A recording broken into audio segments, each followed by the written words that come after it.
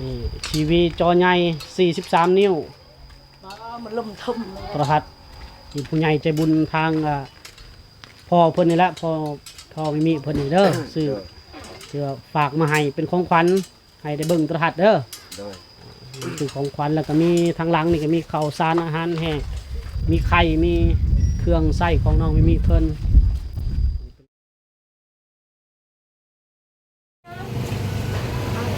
สบายดีท่านผู้ชมสบายดีปะลุง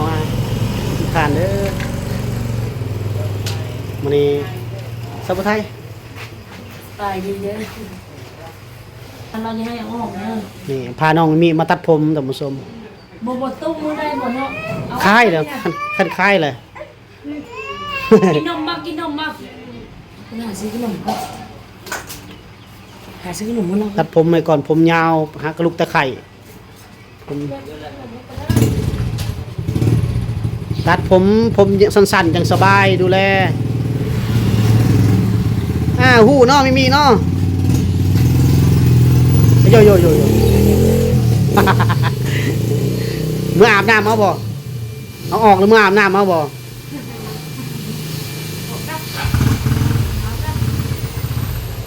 พัดลมบ่เปิด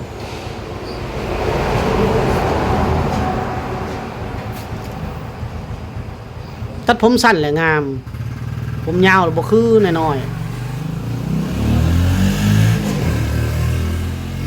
มื้อนี้ซื้อสุดใหม่พร้อม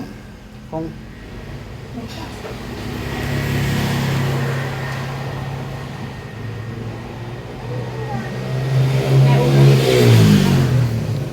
อย่าดื้อมันห่อนจะจับอี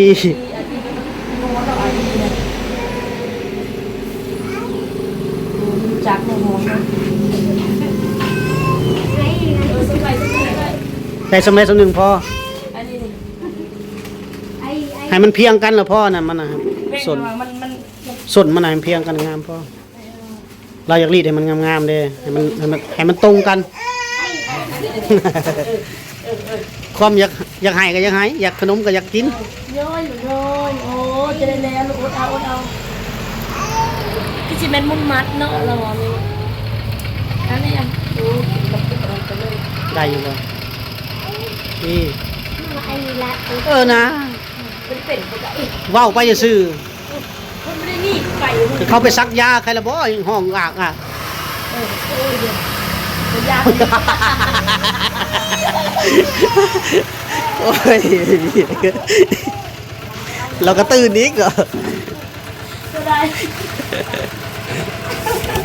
ไปตัดผมแล้วกับเมื่ออาบน้ำนุ่งเครื่องใหม่มีของขวัญใหญ่ๆไปฝากอีกมื้อนึงวันนี้ไม่ได้มัดผมเลยไปทำมือทำนี่มันนี่กิ๊บเท่าไรฮะ30เอาจ่ายเพิ่น30,000 กีบไปไม่ใจกันเลยหอดเทือนน้องไม่มีเพิ่นแล้วท่านผู้ชมนี่ท่านผู้ชมเพื่อนน้องไม่มีเพิ่นแปลกหูแปลกตาได้บาดนี้ท่านผู้ชมเนาะบ่จอยบ่ได้อัพคลิปมากก็น่าจะเป็นเดือนกว่าแล้วท่านผู้ชมพี่น้องก็มาเยี่ยมมายามเลยด้านหน้าเด้อเฮาวางซื้อตะข่ายมาให้เพิ่นใส่เรียบร้อยมีทาสีพร้อมเดี๋ยวสิอัปเดตให้เบิ่งตื่มเนาะเดี๋ยวรีวิวให้เบิ่งทาสีชมมื้อนี้ก็มีของขวัญใหญ่มามอบให้ลงไปใส่ก้นอาบน้ำลงไปใส่ก่อนทางผู้ใหญ่ใจบุญเพิ่นมื้อนี้บ่จอยมาซื้อพวกแชมพูอาบน้ำเนาะโลชั่นทาผิวให้น้องมิมิเพิ่นท่านผู้ชมเนาะเฮือนน้องมิมิเพิ่นหลังจากที่ว่าสร้างเฮือนสร้างซ่านให้ได้งบจากผู้ใหญ่ใจบุญทาง USA เนาะทางอเมริกาพุ่นแหละขั้นตอนนี้ก็แม่นทาทาสีแล้วเรียบร้อยท่านผู้ชมงามเด้ทาสีแล้วก็สีก็ด้านหลังนี่ยังบ่พอเนาะทางเทิงนี้พวกบานประตูนี่บานประตูวงกบเพิ่นสิได้ทาตื่นนี่แต่ว่าสีมันนี่ก็หมดอีกแล้วในห้างเนาะอัปเดตเพื่อนซานเพิ่นปลูกมันปลูกยังเลยแล้วก็แดนใส่ตะนางหมดแล้วแถวนั้น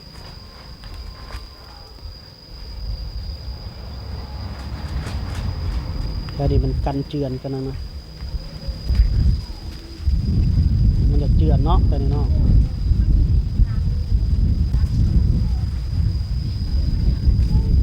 นี่แหละเพื่อนน้องมีเพิ่นท่านผู้ชม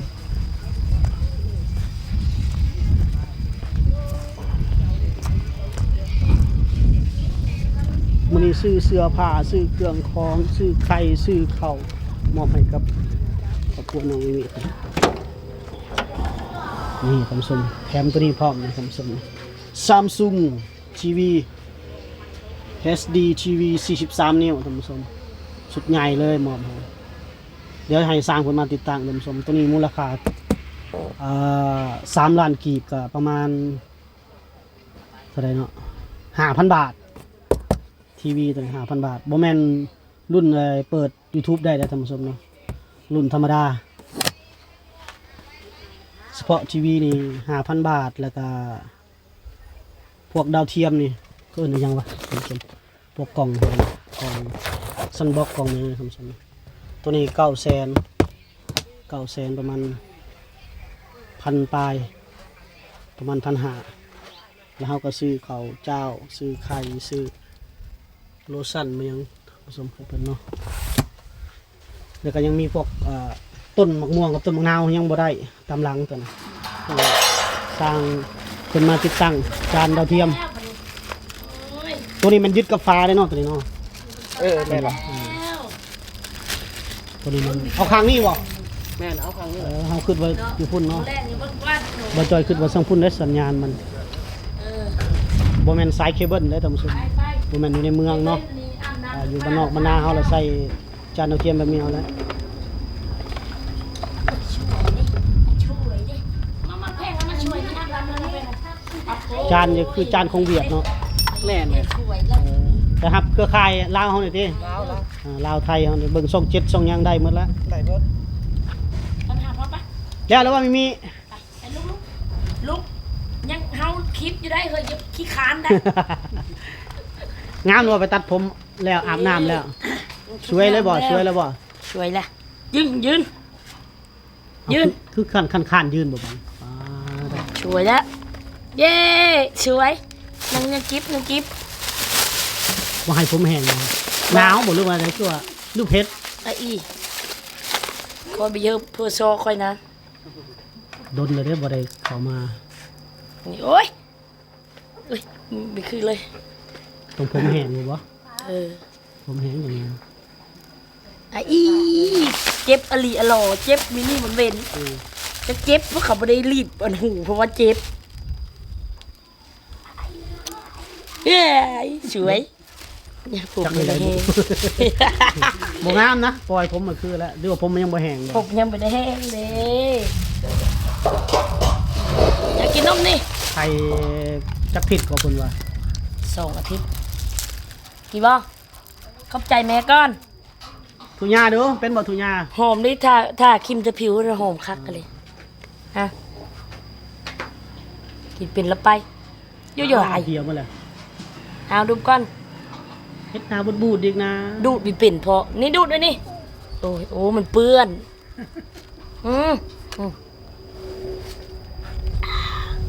ดูดบิเป็นแล้วนี่นะ นี่ทีวีจอใหญ่43 นิ้ว มันล่มทุ่มเลย โทรทัศน์มีผู้ใหญ่ใจบุญทางพ่อเพิ่นนี่แหละพ่อไม่มีเพิ่นนี่เด้อซื้อเพื่อฝากมาให้เป็นของขวัญให้ได้เบิ่งโทรทัศน์เด้อคือของขวัญแล้วก็มีทางหลังนี่ก็มีข้าวสารอาหารแห้งมีไข่มีเครื่องใช้ของน้องไม่มีเพิ่นเป็นของฝากของขวัญจากเพิ่นเด้อแล้วเฮือนแล้วซ่านแล้วก็ซื้อทีวีให้บาดนี้ ยิ้มได้ได้ของใหม่ได้ เคยมีแล้วบ่โทรทัศน์นี่บ่เคยบ่ มา ครั้งแรกในชีวิตแล้วนี่เนาะ มา ดีใจบ่ได้นี่ ดีใจนะ มาแรกนี่เขาว่าดิ้งน้อยนี่เต็มว่ะ ยังบ่ได้เคยซื้อโทรทัศน์จักเทื่อเลยเนาะ แม่นบ่มี กับไฟฟ้าบ่มีเด้ เขามีกัน นี่ดีใจบ่ลูก หน่วยนี่ละ3 ล้านหน่วยนี่3 ล้านรวมกันเอาเทียมตกอยู่ประมาณ ดีใจแล้วฟอนไหม 4 ล้านปลายประมาณ 5-6,000 บาทรวมหมดแล้วติดตั้งกัน ดีใจบ่ลูก อันยิ้มหวานพอเบิ่งดูยิ้มหวานพอขอบใจพอไว้ขอบใจพอก็ขอบใจไว้ลูกใจพอหลายๆเด้อแม่ เอ้ามองก็เบาขึ้น ครับผมก็ให้แม่ไม่มีดีใจบ่ได้แล้ว ใจเลย ใจแห้ง พักเบิ่งเลยเนาะโอ้ยนี่ก็เพิ่นบ่ฮักแพงเพิ่นบ่ซื้อให้ละข่อยเองก็ยังบ่มี ได้ดีเลยหน่วยซ้ำนี่เนาะ คนแล้วก็ อย่าติดในห้องคอยจะได้ติดในห้องคอยนี่ จอบักใหญ่นึง เอ้ยดีใจ อันนี้รุ่นนี้เราบ่เบิ่ง YouTube บ่ได้รุ่นนี้กันเบิ่ง YouTube มันสิใช้ Wi-Fi สัญญาณเฮาบ่ดีอยู่เฮือนเลยบ่ได้เอา แต่ว่าเบิ่งอันนั้นเอา เอาธรรมดาเอา ไป โอ้ยอันนี้ก็พอแห้งแล้วเนาะ ไป ให้มีเบิ่งการ์ตูน เบิ่งกระตุ้นซองกระตุ้นนั้นเราเบิ่ง ฮะอย่าให้สร้างเพิ่นไปติดตั้งก่อนเนาะ ป้าเอาปัญหามลงเลยหามไปพุ่นเลยไป เอาขึ้นเทิงเฮือนพุ่นแล้วตัวนี้ ไป หรือว่าลองอยู่นี่บ่ลองอยู่นี่ไปอยู่เตียงพุ่นแต่เพิ่นตั้งเบาๆไปไว้อยู่เตียงหั่นนอนไว้เด้อ ไว้อยู่นั่น อยู่เตียงหั่น เครื่องมาขนลงเลยเนาะ เครื่องขนลงเลยนี่เครื่องก็มีพวกแชมพู นี่ยาวิตามินลูกนี่ ฉะนั้นค่อยสิแนะนำอีกเทื่อนึงฉะนั้นค่อยสิแนะนำอีกเทื่อนึง นี่ประเภทของลูกค่อยนี่เอาไปเว้นของลูกนี่ของ นี่ข ตา องมีเด้อกระแป้งนี่เด้อ เลย อาหารมิมินี่ข้าวมิมิเพราะว่าช่วงนี้เพิ่นกินข้าวมันหลายเลย มีอะไร เพราะว่าเราเจ็บคอไปนี่ ไข่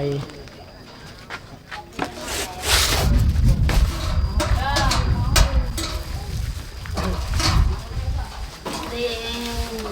เต้ละแก เครื่องลูก เสีย สา ผ้าว เสียผ้าน้องมิเพิ่น สี่สุดหนึงนุ่งไปแล้วนุ่งฮอก จัด กล้อ สุ ง ดใหญ่ให้แล้วเนาะ อันนี้นะเอาไปส่งคนได้นี่ได้เอามาแบบเยอะอันนั้น ใช้มิเด้นี่มาเอาเครื่องนุ่ง มิ มิ มาพี่มาพาลูกมายังพี่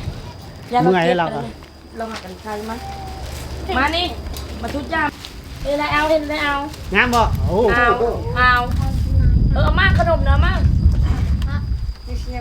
นี่ชุดได้งามมาพี่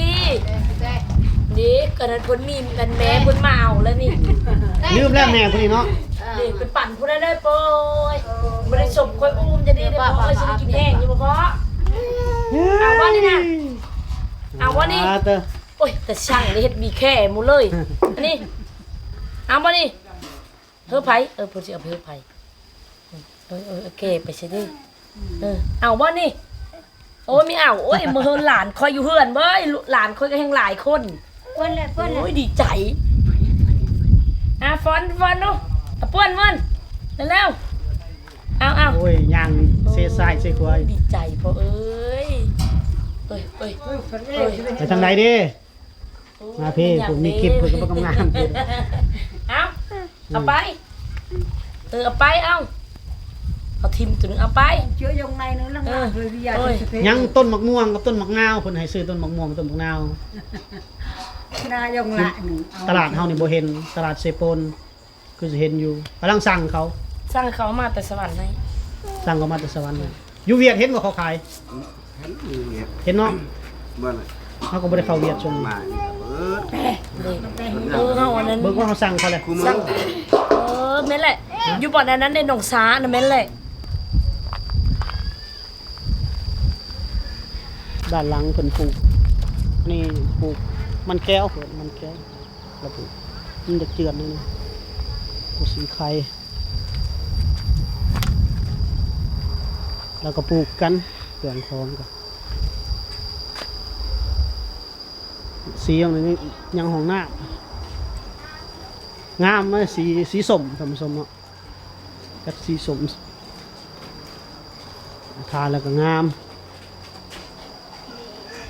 เด่นคักเนาะเมื่อแล้วสีกะ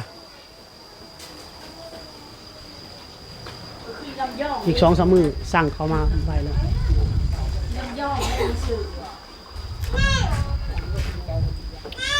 มาค่อยกินได้มาพี่น้องเพิ่นมา ค่อยได้กินน่ะ ตะนางของเขาบ่ตะนาง ของเขา เขาซื้อไปใช้ ร้านก็ซื้อ อ๋อร้านมาซื้อ เขาให้ทั่วอยู่ร้านไปอยู่ โอ้เมื่อประยุทธ์พุ่นทางนี้เอาประบัดโอ้ผลศาสตร์บ่ผลมันผาเขาบ่แล้วประบัดโป๊กเนาะเข้าร้ายบ่ ลาย คนน่ะ ตีลกาเบิ่งบาด พยายามคนลมเลยแต่ลายเขา เขาหลายเนาะโอ้โอ้ยังขานี้เนาะเอาอีก2-3มื้อ4มาให้คือเก่าย้ายบ่อนตั้งก่อนท่านผู้ชมอยู่นี่จูนหาบ่ได้อยู่หม้องนี้หาหม่องใหม่บัดนี้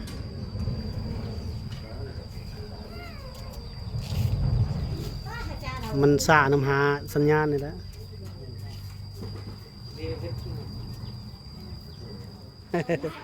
ค่าไฟเดือนแรกมาแล้วเอามาก่อนข่อยอีกได้นี่เด้เข้าตำลังข่อยได้ก่อนข่อยนี่เท่าไหร่19,470กีบเฮาใส่จักเดือนเอาเข้านี่เอาเข้าเฮือนนี่ เริ่มเลยก็ได้ เบิ่งเฮาใส่เดือน12 12อันนี้เดือนยังนี่6 6เดือนเฮาใส่ฟรี6เดือน นี่20,000กีบ19,400แล้วเพิ่นเอา20,000กีบเลย เจ้ามาเก็บค่าไฟบ่โอ้ตัวแทนของ ไปหาฮอด เนี่ยเขาใส่ซื้อเลยซะเขาใส่ซื้อ เขาบ้านเขาบริวัติเขาบ่รู้จักเฮือน เขาก็ใส่ซื้อวัดเบิ่งเท้ายังใส่นี่ วัด ใส่เท้าวัด เขาคือใส่เท้าวัดเนาะ นั่นเขาก็งง บ้านนรงค์เก่าหูปล่อยไฟคืองงๆเนาะเลขใบ เขาไปทำรถไฟฟ้าอย่าง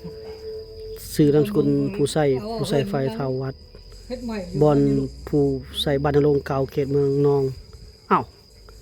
แม่นบ่เขาเก็บอยู่นี่บ่ แม่เขาไปทำรถฝุ่นรถวันดงผู้ คืออันนั้นคือบ้านนรงค์เก่าเ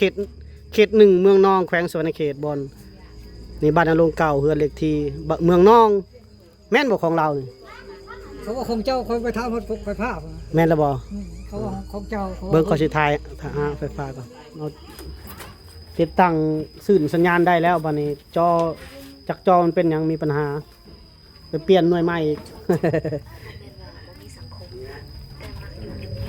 มันดับเปิดดับมันกระพริบนะไว้ง่ายอย่าคือจอมันเสื่อมนี่แหละให้เราไปเปลี่ยนหน่วยใหม่มาเสียเวลาทากันอีกฝนก็สิตกแหละขามาให้จะเอาพยางคุมข้างในแล้วจะได้ฝนตกห้ำอีกตายคาทางอีกแล้วนะนี่มีสบายดีนะมี สบายดีดูเฮ็ดได้สบายดีดูเฮ็ดได้เฮ็ดดูสบายดีเฮ็ดดูบัดนี้นะแล้วพอถือกล้องมาลูกก็ลบแล้วนั่งกินอันนั้นมาเงาะเบิ่งหมด2หน่วยแล้วแม่ใบให้ได้ใบคือซั่นนี้ยันเหี่ยวยังบ่ได้มีเลย ถ่าทีวีมีมาใน3 มื้อแล้วมื้อที่4มื้อนี่ เบิ่งคนนั่งกินนะตะหมกคักเลยก่อน เอาเหี่ยวแล้ว คะแนนแต่แม่มีอุ้มเอ้ยแม่รอด ใส่เพิดอาบน้ำเด้อบัดนี้เด้ออาบน้ำงาม นี่ได้เฮาขึ้นไปเบิ่งโทรทัศน์ได้บัดนี้อาบน้ำเอ้ยเด้อบ่ฮู้ได้จับปิ่นกองมาเลยเหรอ ๆ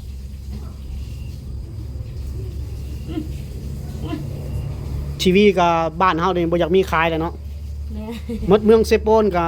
มี มี ร้านเดียว หันเดียว แล้วก็ ก็แพงอีก แพงอีก 3 ล้าน8แสนปลายเนาะลงไปเบิ่งอยู่เซโปนแล้ว ลงไปเบิ่งก็ Wi-Fi กันรุ่น Wi-Fi รุ่นเบิ่ง YouTube ได้ ก็เลยตัดสินใจกลับมาเอาหันเก่าอีก ก็มันก็อยู่ไกลคนสมมุติมีปัญหา อ่า สบาย แม่นตอนนั้น คนเปลี่ยนให้ได้มันก็ง่ายสมมุติเราเอามาแต่มือเสียปูนมันก็ลำบากครับเขาจะเอามาเปลี่ยนมาอย่างให้ป้าจ้อยกินดูลูกแซ่บเดี๋ยวมันกินได้พออันนี้อ่ะ ตัวได้สร้าง คือแลนขึ้นแลนลงอยู่ สร้างผู้ติดตั้งก็เอาคักๆให้มันแน่นหนาแน่นได้บัดนี้ได้จังได๋หาเด้เดี๋ยวว่าเอามาให้มันครบแล้วบอกว่าให้มันครบ จะได้เลิกตัวนั้นมือบ้านมึงเอามากมึงแป๊บเดียวเนาะ คนมาเบิ่งหลายแล้ว มันได้สมาธิปุ๊บเลยเดียวกันเลย กำลังทดสอบทีวีเครื่องแรก ตัวนี้ต่อ Wi-Fi ได้ตัวนี้โอ้ยคนมาเบิ่งเต็มเลย สว่างและแวววาวเหมือนเมืองมรกตเลยอะลูกหยอดหนึ่งโดนดักทอด โอ้ลูกหลานเต็มเลย เอาทั้งนี้เลยครับ เดี๋ยวสิสอนเพิ่นอีก ทุกคนสุขภาพแ คัญที่แม้สิ่งที่สงบกับความสุขด้านไหนสิ่งหน้าที่สงบทุกคนไม่อาจจะ ยานอันนี้มันเห็นมันร้อนเป่าผมมันนั่นเอง หมอดไว้จ้ะ แม่มอดแล้วมันเห็นแล้วมันร้อนเต็มเป่าผมซื้อ แม้และรู้คืนนี้ครึ่งหลังคา โอ้มาเต็มเลยยังมาบ่หมดเด้เนาะลูกหลานยังมาบ่หมด ยังมาบ่หมดเอายังบ่ได้เรียก อ่า ทำเดี๋ยวเป็นแล้ว เอายังทดสอบเบิ่งก่อน ถ้ามีผ้ามรกตจากเมืองมรกตนะ โอเคเลย สงสัยจะไม่มี จอแบน 43 นิ้ว รุ่น Wi-Fi เบิ่ง YouTube ได้ แล้วก็ต่อใส่จานดาวเทียมได้ ตัวนี้3ล้าน5แสนตัวนี้ประมาณ5,000 กว่าบาท 5,000 เอสประมาณนั้นแหละ6,000บ่ได้เนาะแม่นแหละ 6,000 บาท ไม่ได้ด่าง คักเนาะเสียงมันดังตัวนี้คืออยู่ มันนั่นมันบ้า โอ้ทุกท่านมาสิโดยที่ท่านนงสุดหวานโอ้เห็นทำไม เอาลองมึงก่อน ท่านน่าตื่นเต้นสามีขึ้น เอากูไอ อยู่ประมาณปีให้ จะของโซ่ทับมีไอ กระตุนนะยังหากระตุนซองลาวอยู่ ยังในตู้ เวลาหมอดนี่ทอดตัวนี้เนาะมันจะบ่ยุ่งยากทอดเลยแล้วบัดนี้เสียบแล้วมาเปิดดูดินี่มันมีอันนึงอยู่ดิ มันเป็นอันนั้นบ่เป็นเสียงแต๊บนะบ่ อันเป็นปุ่มอันนึงนี่ เราเบิ่งเราเบิ่ง ถ่ายปุ่มตัวนี้ เปิดเราเปิดดูเอามือละป้อนเฮาแล้วก็เบิ่งสี เออ เด้ ถ้ามันบ่ได้เนี่ยกดอีกบันนึงมันบ่ได้มันบ่เท่านั้นแหละบ่ต้องเฮ็ดยุ่งยากเดี๋ยว แล้วอันนั้นเลยหัวบุตรมันเลย จานก็ จานมันนี่ตัวปุ่มตัวนั้นกดปุ่มตัวนั้นจะปิดแหละปุ่มตัวนี้นี่ท่านนี่นี่บอกนี่แหละจะกดเบิ่งน่ะ ตัวนี้คือหมอดหัวจานมัน เออจะกดตัวนั้น หรือทอดไฟไม่ได้บ่ทอดไฟเอาแล้วนะ เข้าไปก็ได้ เอาไปก็ได้ อุ้ยจะได้เอาเปิดนี่ถ้าจะทอดไฟก็ทอดยันนะกะโอเควันนี้ เป็นแล้วบ่จื้อแล้วบ่จื้อแล้วเนาะได้บ่วันนี้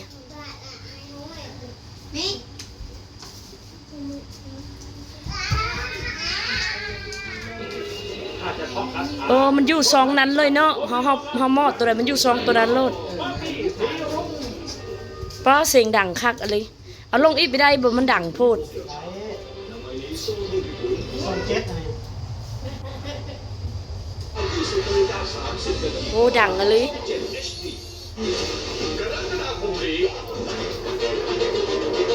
สะบานคือเราว่าป้อเสียงอย่างเด้เลยเนาะ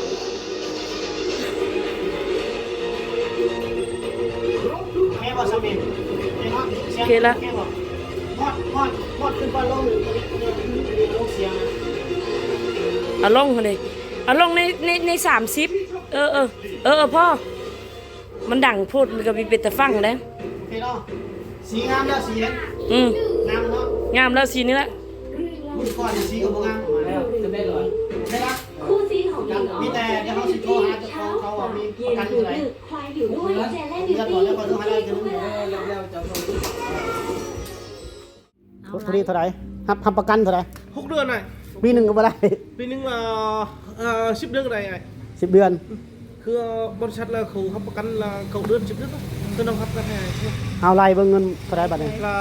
46 ล้าน 46 4ล้าน6แม่นบ่ ไม่นะ 4ล้าน บอลละ46 ล้านอยู่ปุ๊บ 6นี่มีอันนั้นจานดาวเทียมเท่าไหร่ก็ là ชุดเลยอ่ะคือน้องไลท์là มีจานดาวเทียมแล้วก็มีโต๊ะยึดกับฟ้า แม่นกับเห็นสายกันยังน้องไลท์เป็น คือว่าที่เลย 4ล้าน6 โอ้ยเอาไปถ่ายรูปนี่แล้วก็ได้นี่มาประหยัดเนาะ รุดให้คอยอีกนี่ บ่มันทึกเลยว่ะ ถึงแล้วบ่ คือไอ้ไปใช้แล้วมาทึกกว่าน้องlàให้ไอ้ชุกขึ้นกันได้ เครื่องบริษัทติของแท้ติ เรานับเงินก้อนจะได้เราลงทัน 4ล้าน6แสนนับรถนะ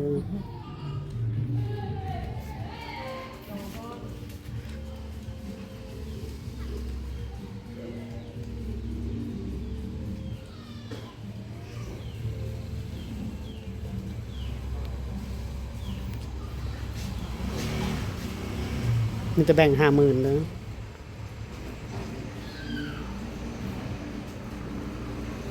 นับนำเงินเด้อ ชิละลูก โอเคเนาะโอเค4,600,000ครบเอาเนาะโทรทัศน์ทีวีก็เอามามอบไปแล้วบาทนี้ถ้า 2-3 มื้อจังเนาะจังได้ก็รุ่นโตทมิดนั่นโตธรรมดาน่ะถือว่าบ่ได้เอามากับจอเสื่อมหมด2หน่วยก็บ่ฮู้สาเหตุจากหยังของเก่าแล้วบ่หรือว่าแนวใด พักกันยิ้มเด้อพักกันซึ้งอยู่บัดนี้ ยิ้ม บัด เลย นี้เอาตัวใหม่ตัวนี้รุ่น Wi-Fi แต่ว่าเฮือนเฮานี่สัญญาณบ่ดี Wi-Fi มันก็แต่ว่ามันได้2ระบบทั้งรุ่นจานดาวเทียมเฮาก็ได้ ราคาก็อยู่ที่3 ล้าน5แสนเฮาไปเบิ่งอยู่เซโปนมัน3 ล้าน8 3 ล้าน8แสนปลายๆเนาะประมาณ 5-6,000ว่าซั่นซะท่านผู้ชมเนาะ ไหล ตัวรุ่น ไกล ตัวเก่านะ5,000ตัวนี้นะ6,000เนาะก็ถือว่ามาตัวนี้ก็ติดตั้งทีวีให้ก็เป้าหมายของผู้ใหญ่เพิ่นแม่นผู้ใหญ่ใจบุญเพิ่นนี่อยากให้น้องไม่มีเพิ่นนี่เบิ่งโทรทัศน์เบิ่งการ์ตูนมันหยังที่เกี่ยวกับภาษาลาวหั้นนะอยากให้น้องเพิ่นนี่รู้จักทันสมัยตามเทคโนโลยีสมัยใหม่ว่าซั่นซะเนาะก็พ่อแม่ก็เปิดการ์ตูนให้เราเบิ่งเด้อให้เราซึมซับก็การ์ตูนลาวกับมือเขาเปิดมือเขาบ่มันบ่คือเคเบิลทีวีเนาะคือในเมืองเขาสิมีช่องการ์ตูนโดยเฉพาะเลยเฮานี่หับชมจากจานดาวเทียมก็สิมีแน่บ่มีแน่เนาะก็เคสงวดนี้เฮามีหยังให้สนใจซื้อสีบ่ โดย สีกับทีวีเนาะ โดย ส่วนหยังต้นมะนาวกับต้นมะม่วงสิได้เข้าไปเบิ่งอยู่ในเวียดพุ่นละเมืองเซโปนเฮานี่บ่มีเนาะ เป็นไล่ไก่ได้อพอเอาไปไล่ไก่ได้ไปเพิ่นยังไก่ขี้สิเฮือนเพิ่น เป็นไดพอมีถึกใจอยู่บ่ ตึกใจแหละ ถึกใจเนาะ ได้ 43 นิ้วได้ทีวีก็พอใจบ่ดีใจบ่ ดีใจ น้องน้ำเด้ดีใจบ่เล็กเมกเด้ดีใจบ่ เลย โดมชื่อคือบ่มีแฮง เออ ดีใจบ่ ดีใจ เออ นี่ทีวีเครื่องแรกเลยเนาะเบิ่งเปิดเบิ่งรถมื้อแรงก็เปิดเบิ่งรถจะประหยัดมันเด้เฮาสิฮู้จักว่ามันดีหรือบ่ดีนะมันทนหรือบ่ท พอน มือฝรั่งท่านมีพักกันเปิดกับฝรั่งจะไปเปิดได้ ฝนตกฟ้าเหลื่อมมอด หมด สา เว้น ยไม่มีไปยังอันนี้ มีแต่พ่น เอาไก่เพิ่นทิม มันบ่ดัง โอ้ เปิดได้เนาะ ฝนตกธรรมดาก็บ่ได้แต่ที่จริงแหละป้องกันไว้รถ ป้องกันเว้นฝนตกเลยอันนั้น ฝนตกฟ้าเหลื่อมฟ้าห้องเฮาถอดออกรถ เรื่อง เป็นในฝรั่งตึงฮือพักกันเปิด อ้าวมิขอบใจพ่อเพิ่นเด้อวันนี้ ขอบใจพ่อมึงดู ใจพอ แม่ย่อมือนบ ใจเด้อพอเด้อ อืม พออยู่ดีมีแห้งความเจ็บอยาใดของใครอย่ามีแต่ในต่อไปหายหยุยานมันยืน เอ้ยหัวเด้อเอ้ยแม่เพิ่นพาเว้าหัวเด้อเอ้ย ผมกระตัดเลย อมยิ้มผู้เดียวแม่เพิ่นพาเว้า อ้าวขอบใจพอขอบใจพอ แม่ก็แต่นตอดได้มื้อนี้นะ หน้าไก่อยู่มื้อนี้เด้อ เอาอย่างว่าแตนตอด ไปหาน้อง ไปหาหน่อไม้ โอ้บ้าน อันนี้ได้อันนี้ เอาล่ะท่านผู้ชมเฮาก็สิได้ขอจบคลิปไว้สำนี้ก่อนเนาะพบกันใหม่ใน EP หน้าเนาะที่ว่าภารกิจสะพานบุญเฮาก็สำเร็จเสร็จสิ้นเป็นที่เรียบร้อยแล้วเนาะทีเดียวนี้เฮาก็จะได้จบคลิปไว้สำนี้พบกันใหม่ใน EP หน้าเด้อสวัสดีสบายดี สบายดีไว้ สบายดี ลูกสาวจะว้าบุญ นั่ เลย นน่ะ